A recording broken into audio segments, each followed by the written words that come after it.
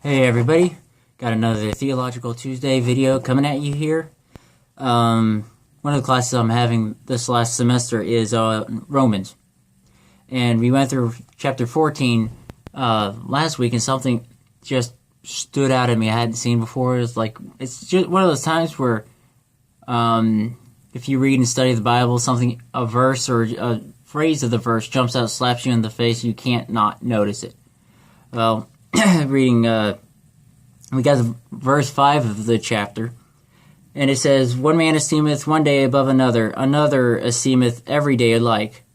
This last half of the verse is a phrase that just jumped out at me. It says, "Let every man be fully persuaded in his own mind." Now, why is that so important to me? Because I know a lot of Christians, and I fell prey to this philosophy as well. You ask them about an issue or a topic, their opinion, and they do nothing but quote their pastor on it. Or they quote some TV evangelist, or quote some theological figure. That's all they do, is they quote those people. And this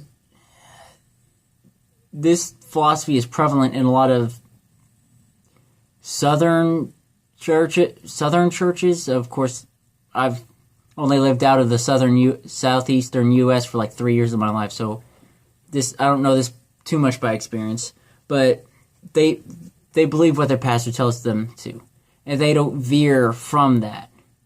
They do nothing but quote their pastor, and it's really a form of hero worship, or they make demigods, or the Greek heroes out of the pastors, and that's a dangerous philosophy to have right there.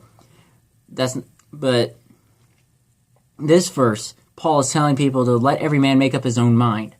Basically, you need to know where you stand on certain issues, but that information should not be reliant on what one person tells you or what a group of people tell you to believe.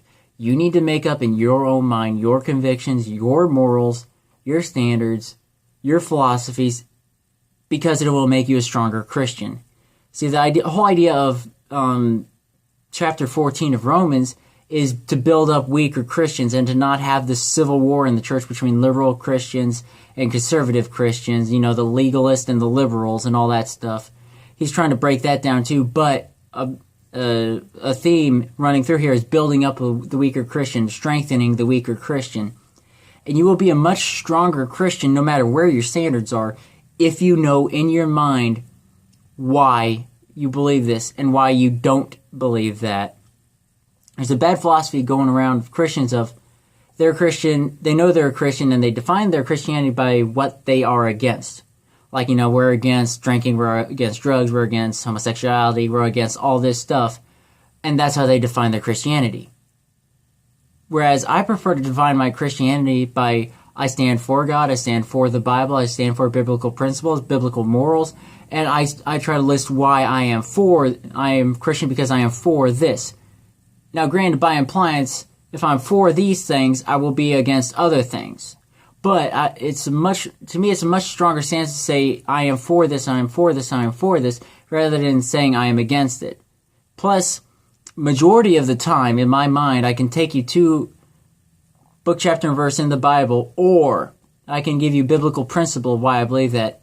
And if I don't have anything like that, if I don't have any biblical proof, I can cite scientific proofs, logical proofs, philosophical proofs, or just, if I don't have anything like that, I state it as my opinion. But I do my best to make up my own mind. You can apply this to the political realm, to the secular realm, to the Christian realm, whatever.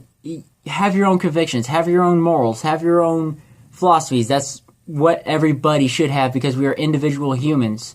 We are not the Borg and not just some collective entity, okay?